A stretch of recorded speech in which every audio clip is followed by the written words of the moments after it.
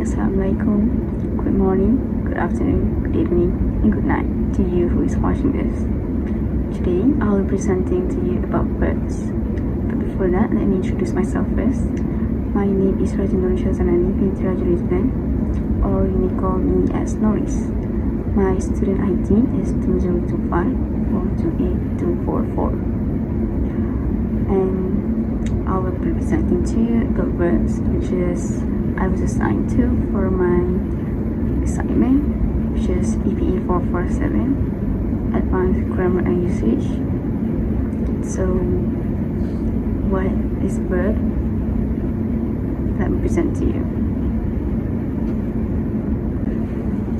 Here are some of the things that I will present to you today. What is a verb all about? The categories of verb, and lastly, I will provide some exercises for you to try on. So, let's go. So, what is a verb? It describes an action, express a state of being. Some examples are eat, sleep, run, love, hate, think, is, are, was, could, must, will. But do you notice how I kind of put them in different lines and not just group all of them in one line? Are there any difference between them? So let me tell you what the differences are. So as you can see, there are a few categories of verbs, which is action verb, auxiliary, modal auxiliary, stative verb, phrasal verb, linking, and the last one is regular versus irregular verbs. I'll explain to you one by one what are the differences between all these verbs. So the first one is action verb. Just like its name, it's basically describe a physical action or activity. It's something that can be seen or heard but cannot be touched. Because it can be touched, it is an object. It is not a verb.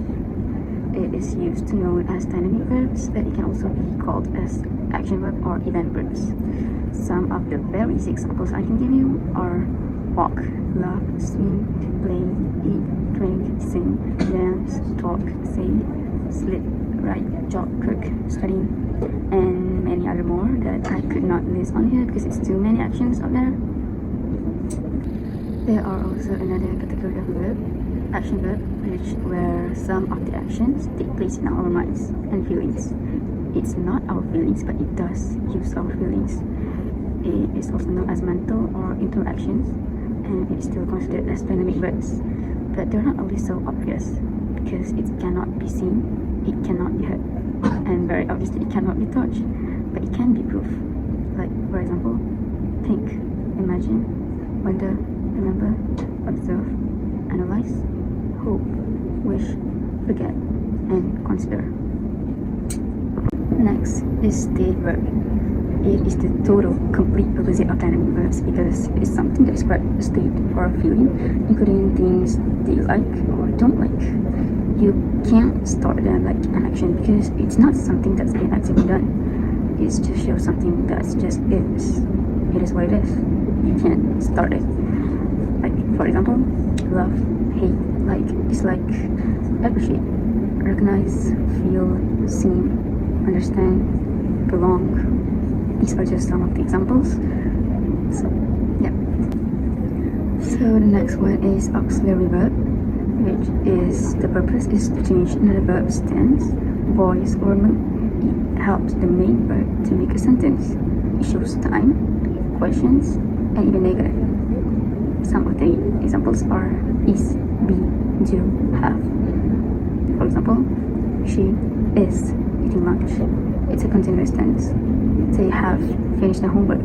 It's a perfect tense. Do you like ice cream? It's a question. And the last one would go something like he does not want to go. It's a negative auxiliary verb. Now don't be confused.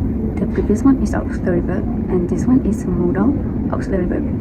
It is added to another verb to show necessity, possibility, or capability. It is not the main verb, but it does change its meaning just a little slightly. Some of the examples are can, will, may, could, should, would, shall, must, might, ought, like ought to.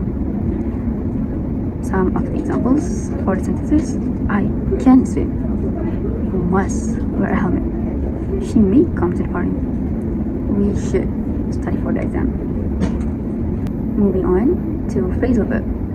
Phrasal verb act as individual verbs, often combining two or more words and changing their meaning. It can also be used with other verbs and prepositions. There are two categories of phrasal verb, which is first the one that act as individual verbs, or in simple terms, is basically verb plus particle, but with a new meaning. Give up, where you just want to stop doing something. Look after, take care of someone or something. You run into someone you accidentally met, someone that you did not expect to see. Turn down, you're rejecting something. Bring up, mentioning a topic.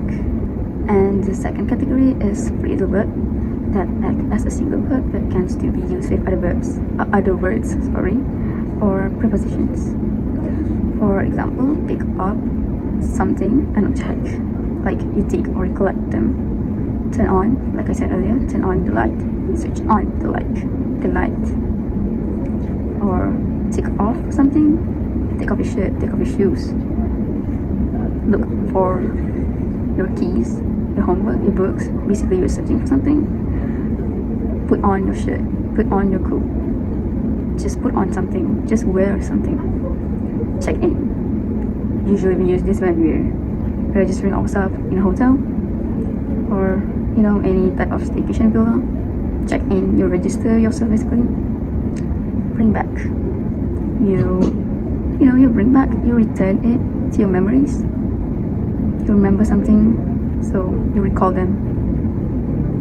You often just bring back. So all these examples, it all work as one verb, objects or extra parts, and it may be added. I hope you can still catch up with me. Moving on to the next verb, which is linking verb. It does not show an action, but it links the sentences. It connects the subject to another word that describes or identifies it. It's like equivalent to an equal sign but for sentences. Some of the examples are am, is, are, was, were, seem, become. I am angry. She is angry. They are going on a trip. He was asleep. They were late for a meeting. She seems nice. The weather has become cold. You see? Without these words, you can't just complete the sentences. So, yeah, it is necessary to have them so that your sentences does make sense. Moving forward, I'm going to talk to you about regular verbs, which is to show an action that happened in the past or an action that still happened continuously. Basically, it's all the words with the past tense by adding ed at the back, like walk become walk, with ed at the back. Jumped, cleaned. He walked to school. They cleaned the room. The cat jumped over the fence. So that's it. Yeah, you just add ed at the back. But not all words that can be added ed, because moving on to the next part, here comes the irregular verbs, which it also a past tense, but it has another completely different word, and you cannot add ed at the back. Let me give you an example. I go to the bookstore. That's happening now, but if it happened earlier, I went to the bookstore. So go become went.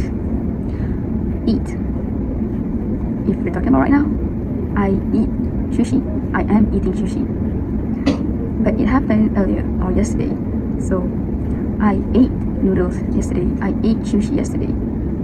So see, eat become ate. You cannot add ed at the back. Same goes to the word see, where it becomes saw. They saw him last night. Buy become bought. And bring become brought. Yeah, some words like that.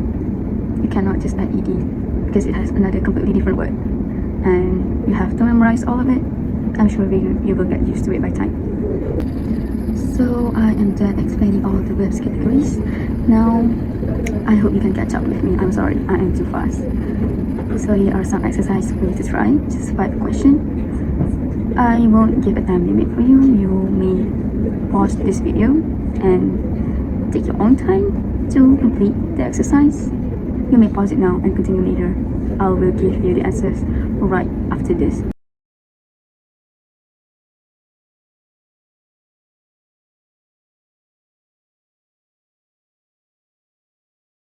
So that's all from me. I hope this is not too long, notes not so confusing. So yeah, that's it.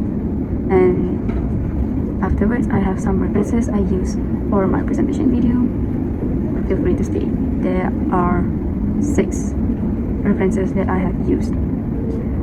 So thank you a lot for your time and attention, and I hope to see you again.